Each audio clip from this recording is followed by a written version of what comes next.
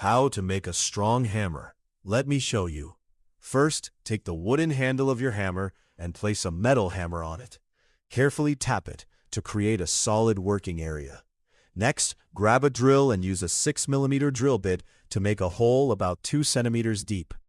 Insert a 6mm nut into the hole and secure it tightly. Then place a washer on top and insert the bolt. And there you go, a simple, strong hammer. Pro tip: no drill, use a heated metal rod to carefully make the hole instead.